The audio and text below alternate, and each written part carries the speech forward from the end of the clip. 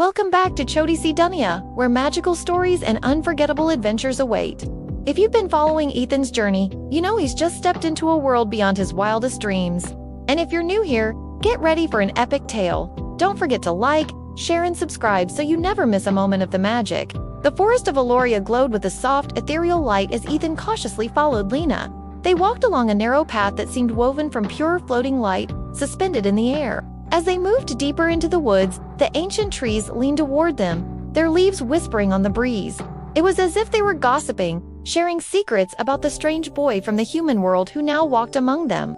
Ethan felt a storm of emotions swirling inside him, awe at the breathtaking beauty, a gnawing fear of the unknown dangers, and a strange, prickling sensation that the very land itself was watching his every step.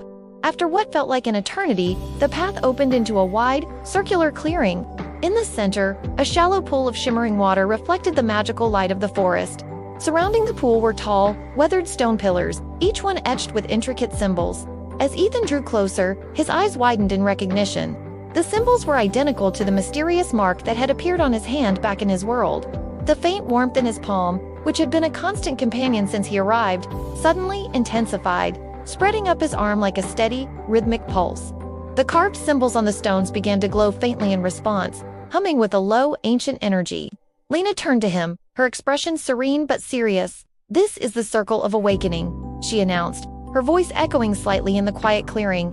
"Every realm bearer, everyone who carries a mark like yours, stands here at least once in their lifetime." Ethan hesitated, his feet feeling rooted to the spot. The air crackled with a power he could feel but not understand. "What happens to me here?" he asked, his voice barely a whisper. Lena's gaze was steady and unwavering as she met his eyes. "You learn who you are," she said simply, "or what you might become." Her words hung in the air, heavy with unspoken meaning. Swallowing his fear, Ethan took a deep breath and stepped toward the shimmering pool. The moment his foot crossed the invisible boundary of the circle, the water began to ripple, even though there was no wind. Images started to flicker across its surface, like a movie playing just for him. First, he saw familiar scenes. His home, the cluttered desk in his room, the rolling green of Holleridge Hill where this all began. But then, the images shifted, showing him things he had never seen before. He saw legions of warriors clad in armor of pure light, their swords blazing. He saw towering spires of impossible cities crumbling to dust. He saw vast, dark shadows swallowing entire lands, extinguishing all light and life. The visions were overwhelming, chaotic, and terrifying. Ethan stumbled back, his heart pounding in his chest, shaken to his very core. I don't want to cause all that," he whispered. The images of destruction burned into his mind. Before Lena could offer a word of comfort or explanation, the atmosphere in the clearing changed in an instant. The soft, magical light dimmed as if a cloud had passed over a hidden sun. A sharp, biting chill swept through the air, raising goosebumps on Ethan's arms. The small, luminous creature that had guided him through the forest, which had been flitting happily around Lena's staff, now fluttered anxiously, its light flickering like a dying candle. "They're near," it chirped, its tiny voice filled with panic. "The Seekers, they are probing the realm." As if on cue, a low, mournful horn echoed from the distant woods. The sound seemed to vibrate in Ethan's bones, and a moment later, the ground trembled beneath their feet. From the dark spaces between the ancient trees, figures began to emerge. They were wrapped head to toe in dark, menacing armor, their faces completely obscured by shifting, formless shadows. Their very presence seemed to drain the life and color from the forest. The vibrant greens and blues of Aeloria turned to a dull, lifeless gray wherever their feet touched the ground. Lena immediately stepped in front of Ethan, her stance protective. She raised her wooden staff, which began to glow with a soft, protective light. "Stay behind me," she commanded, her voice firm and resolute. Ethan's heart raced, hammering against his ribs like a trapped bird.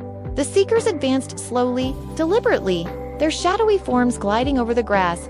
One of them lifted a hand, and the shadows coiling around it twisted and solidified, forming a long, wicked blade of pure darkness.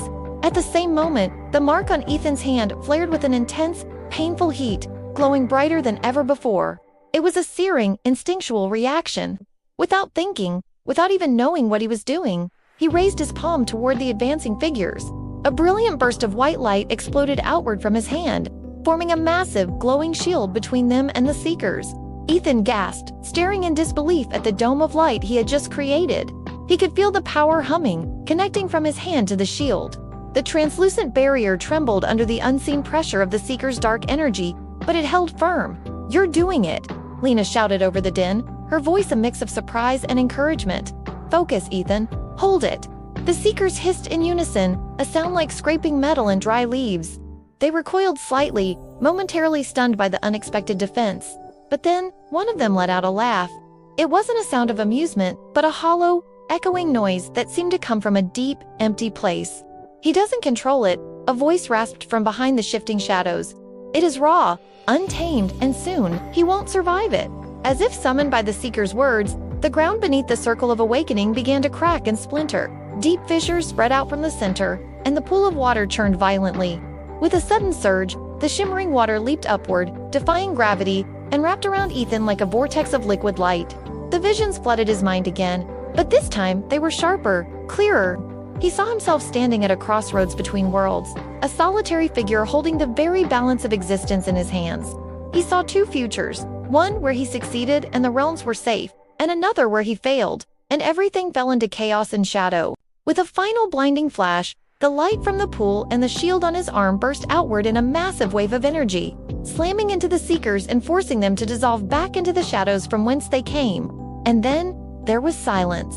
The clearing returned to its peaceful state, the only sound being Ethan's own ragged, desperate breaths as he collapsed to his knees, his strength completely gone. Lena rushed to his side, kneeling beside him. The concern on her face was mixed with a newfound respect. "You didn't just defend yourself," she said quietly, her voice full of awe. "You awakened the first layer of the bond. You connected with the realm's power." Ethan slowly lifted his hand, his arm trembling from exhaustion. He stared at the mark on his palm. It had changed. It was no longer a simple, faint symbol. It was now glowing with a steady, brighter light, and the lines were more intricate, more detailed, as if a new chapter had just been written.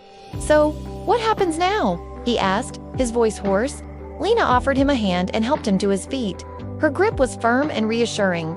"Now," she said, her eyes fixed on the horizon, "you train, because the seekers won't stop coming for you, and neither will the realm." High above the enchanted forest of Aeloria, in the vast, silent darkness between worlds, unseen eyes watched the clearing. The boy had survived his awakening. He had passed the first test. But for Ethan, the true test, the real battle for his life and the fate of all realms was only just beginning. To be continued. Thank you for joining us on this incredible journey. If you want to see what happens to Ethan next, make sure to like, share, and subscribe to Chhoti Duniya for more magical stories and epic adventures. We'll see you in the next chapter.